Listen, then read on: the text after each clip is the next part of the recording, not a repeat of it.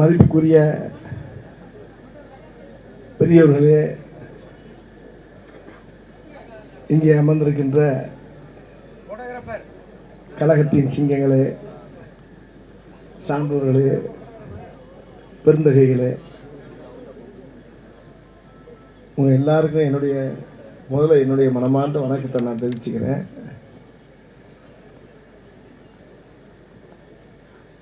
அண்ணன் தனசன் அவருக்கு நன்றி சொல்லிக்கிறேன். எனக்கு அவர் ரொம்ப ஒரு நெருங்கிய அண்ணன் அவர். அதாவது இந்த இடத்துல ஒரு முக்கியமான விஷயத்தை நான் முதல்ல சொல்லிக்கிறேன். நான் முதல்ல தமிழக முதலமைச்சர் ஐயா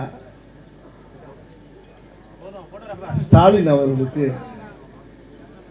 முதல்ல எல்லாருமா சேர்ந்து முதல்ல ஒரு பெரிய வணக்கத்தை நம்ம சொல்லணும். ஏன்னா எந்த கவர்மெண்ட் வந்தால் சரிங்க, சுகாதாரத்துறைக்குன்னு இப்படி ஒரு அமைச்சர் இனிமேல் கிடைக்கவே மாட்டாங்க. மா சுப்பிரமணியன் மாதிரி ஒரு அழகான ஒரு மனிதரை அவர் எப்படி தேர்ந்தெடுத்தாருன்னு எனக்கு தெரியல. நான் ஒரு நாள் இவர்கிட்ட தனிப்பட்ட முறையில் சொன்னேன், அண்ணன் இந்த பதவியை வச்சு நீங்களே உங்களை வச்சு தான் அந்த பதவிக்கே பெருமையாக இருக்குண்ணே அப்படின்னு. காரணம் என்ன, மருத்துவ சுகாதாரத்துறைக்கு அமைச்சர். ஆனால் மருத்துவத்துக்கு மட்டும் ஒரு அமைச்சர் கிடையாதுங்க, இயற்கை சூழலுக்கெல்லாம் மொத்தமாக அமைச்சராக இருக்காருங்க அவர். அண்ணன் இப்போ இந்த குறும்படம் போட்டு காட்டினாங்க. இந்த படத்துல இருந்து மனசு எனக்கு கொஞ்ச நேரம் அப்படியே மூச்சு நின்று அப்புறமா வருது. அவ்வளோ விஷயங்கள். மரங்கிறது ஒரு மரம் சாஞ்சாலும் சரி, ஒரு மரம் ஒடிஞ்சாலும் சரி, அது ஒரு மாதா சாகுற மாதிரி பார்க்குறாரு பார்த்தீங்களா, அதுதான் அவருக்குள்ள ஒரு சிறிய சிறப்பு.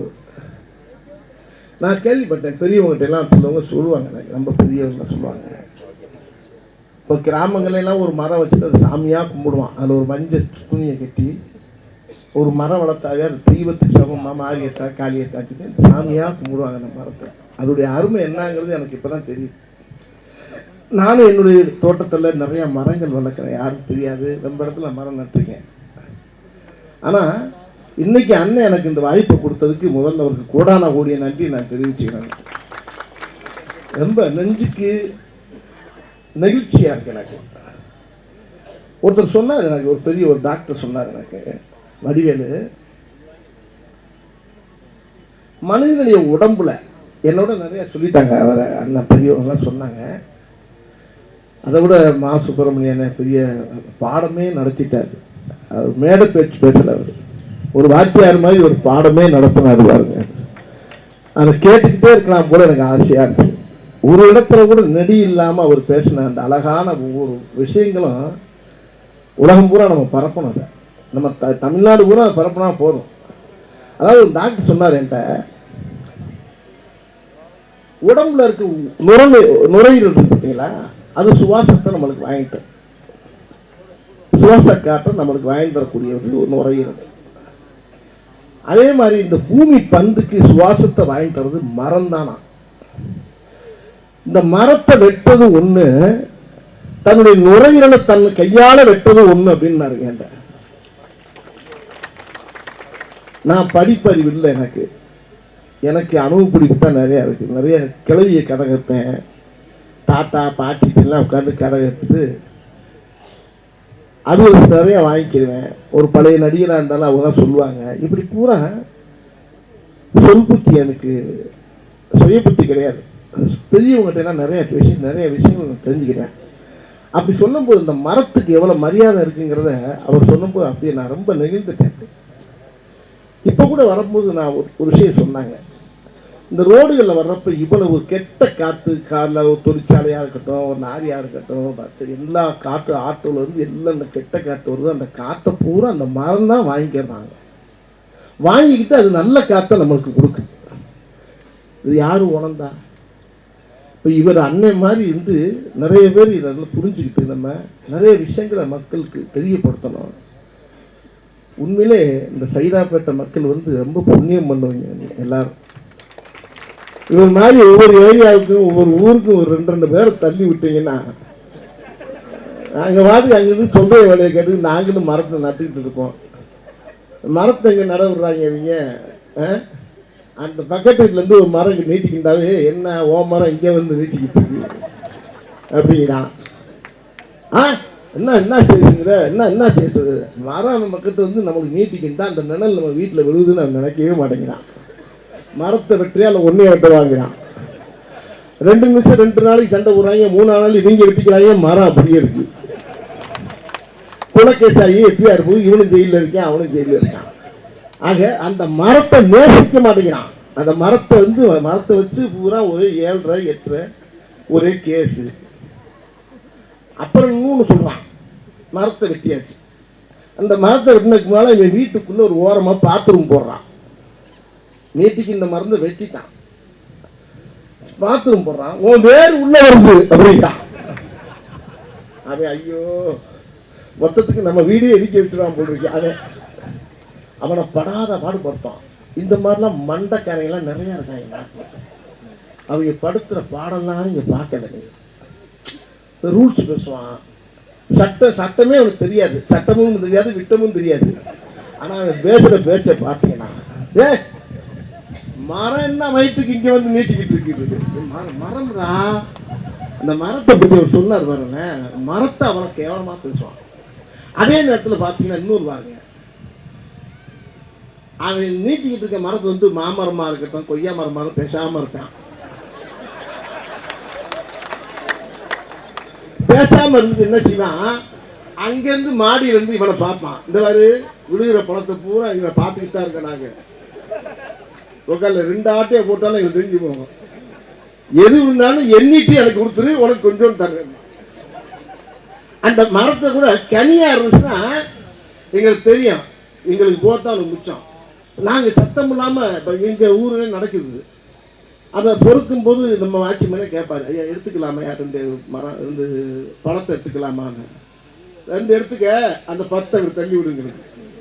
அப்போ கூட அந்த அதை கொஞ்சம் நிதானமாக தாங்க. அடுத்த வீட்டில் நீட்டிக்கிட்டா கூட அது அது கனி மரமாக இருந்தால் அவன் அதை எண்ண ஆரம்பிச்சிடறான்.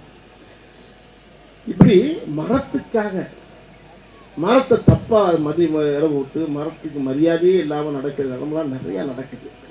அதனால் மரத்தை ஒரு தெய்வமாக நம்ம வணங்கணும். அன்னைக்கு சொன்னாங்க பாருங்க, மா சுப்பிரமணியன் சொல்லும்போது ரொம்ப அழகாக சொன்னாங்க. ஒரு பேரழிவெல்லாம் இதுக்கு வர்றதுக்கு காரணமே மரங்கள் இல்லாதனால தான்.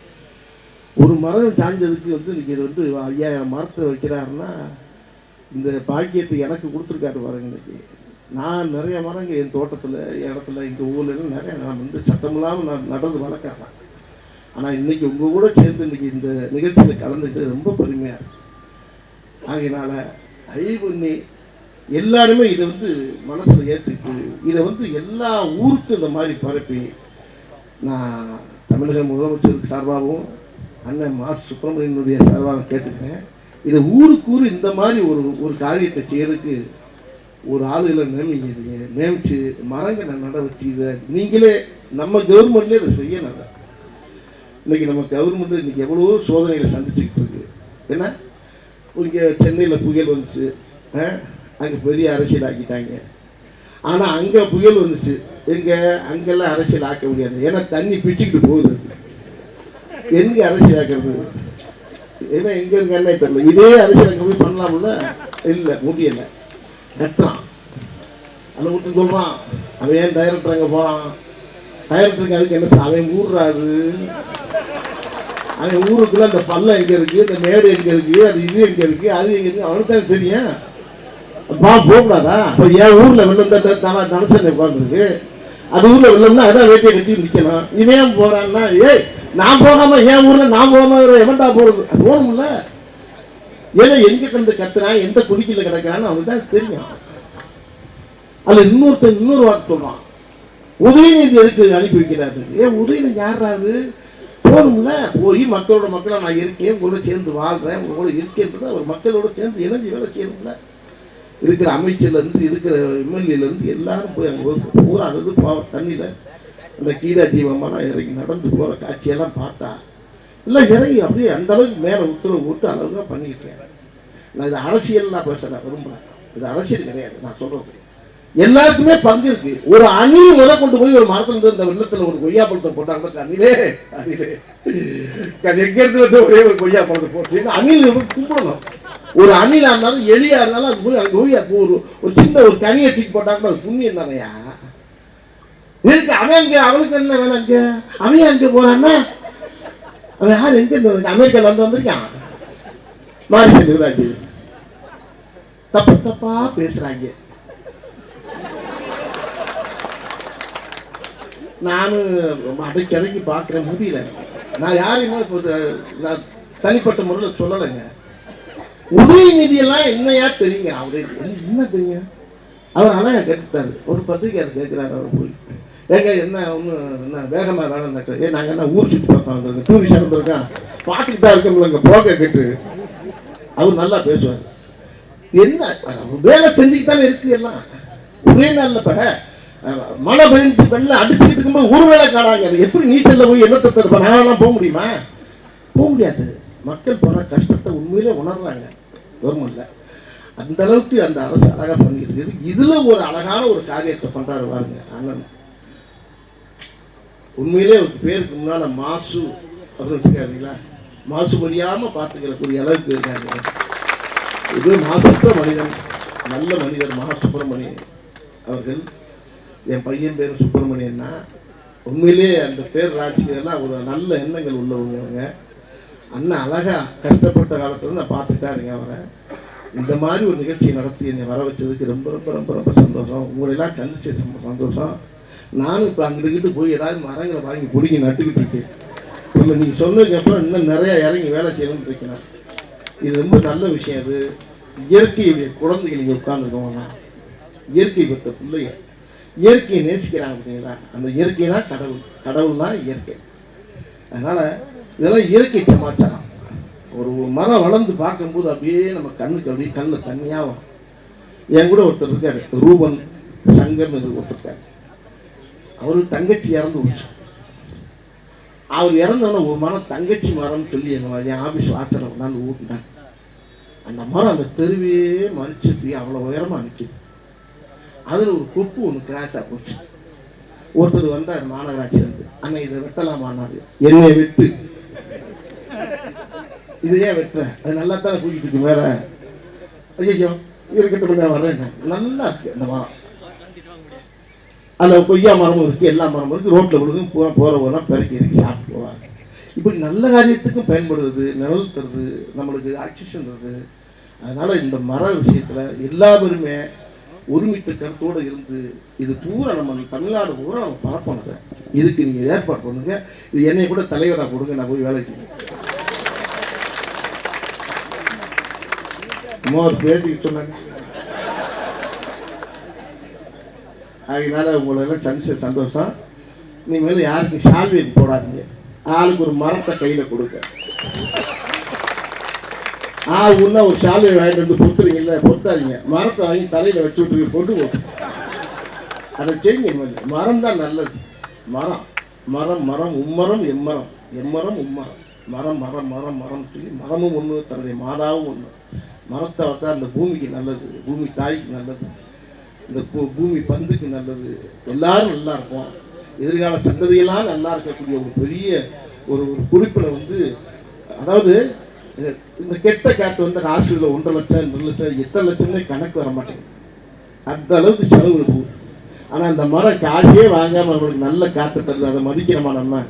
தயவுன்னு எல்லாரும் மரத்தை மதித்து இந்த மாதிரி மரம் நடுறதுக்கு எல்லாரும் உலகம் பூரா பரப்புங்க. வாழ்த்துக்கள். நன்றி.